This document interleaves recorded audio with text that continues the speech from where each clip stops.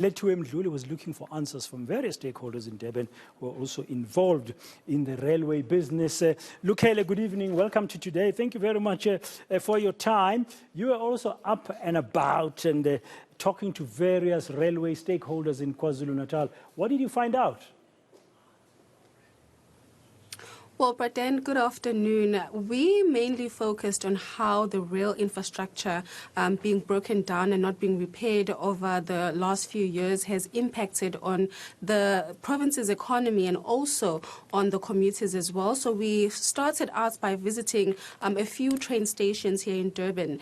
And what we found was that there was a lot of vandalism, and PRASA is trying to work around, trying to fix that. But we also spoke to a lot of businesses. We spoke to KZN Trade and Investment, and basically what they're saying is that the impact is being felt. They're not making any profits. And just last year alone, when we spoke to the CEO of Trade and Investment in KwaZulu-Natal, they lost 64 billion rand due to the fact that the main line in Cato Ridge, which connects Johannesburg, Cato Ridge, and Durban, was not working. You'd remember that last year during the floods, a lot of infrastructure was damaged, and as a result, the main line was not working, and that impacted on the economy. The repairs were also something that was not moving fast, so a lot of businesses were saying that this has impacted on them. So when we spoke to them, we also asked how they are now feeling, because the main line is back to working again, and some corridors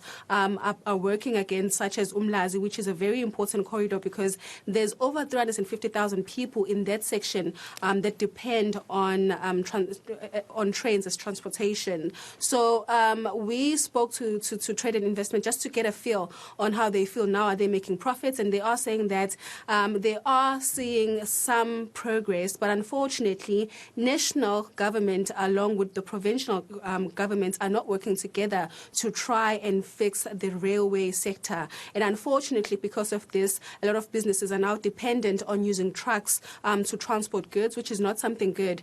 Also, Praten, I should mention that KwaZulu-Natal is the second largest economy to South Africa. So if the railway sector or the railway network is not working, that means the economy of the country is affected.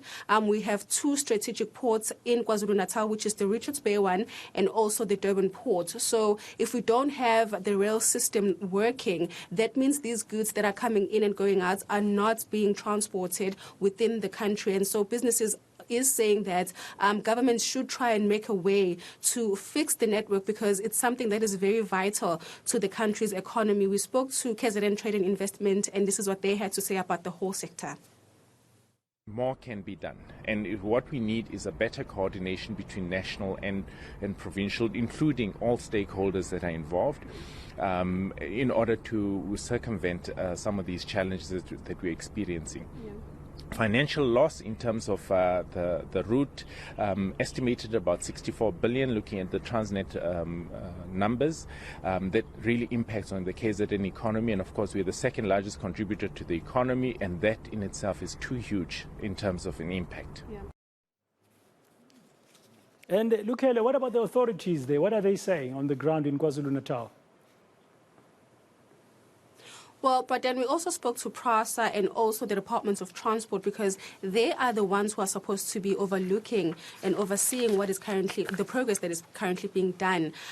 What I'm getting from them is that there's no collaboration between the two. And as a result, there are no answers as to when the infrastructure will be fixed in KwaZulu-Natal, even though there is progress, but it's not 100%. When I spoke to PRASA a bit earlier on, they did say that they're aiming that by November everything will be set, and by next year, everything will be back to working like it used to before the floods.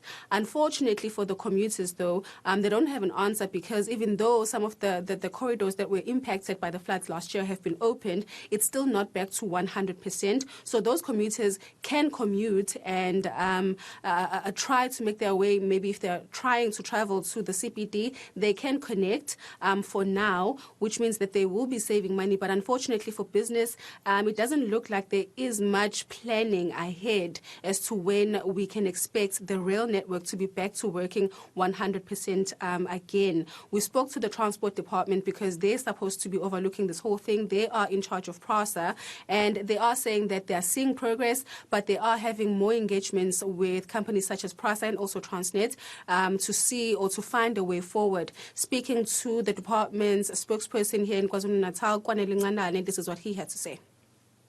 Got standing engagements with Transnet and PRASA, and they've been briefing us on some of the challenges that are being experienced. Currently, there's an issue of floods that you have mentioned, which currently some of the lines have not been restored, which is impacting hugely and negatively to the province in terms of the movement of goods. But also, there is also an issue that they've briefed us on of the vandalism of some of their infrastructure, including cable theft on some of the major lines that are very important for the movement of goods, especially because we have got two major ports in the province, Richards Bay and Durban. Now, it is impacting on the economy of the province and ultimately the economy of the country. We are, however, encouraged by the fact that there's been some restoration after the floods of some of the strategic commuter lines in Durban and in areas surrounding KwaZulu-Natal, which is quite encouraging. And we are working together with our sister agencies to making sure that all the remaining work is expedited.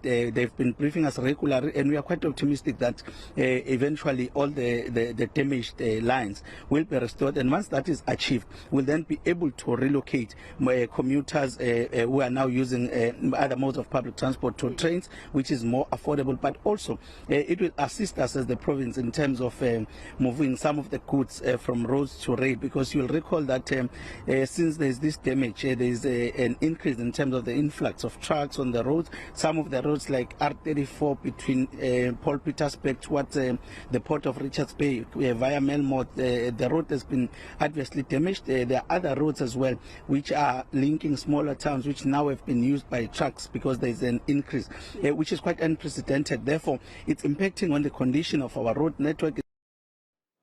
Mr. Ngalane there from the Transport Department, ending that update by Lethiwe Mdluli on the state of the rail infrastructure in Durban.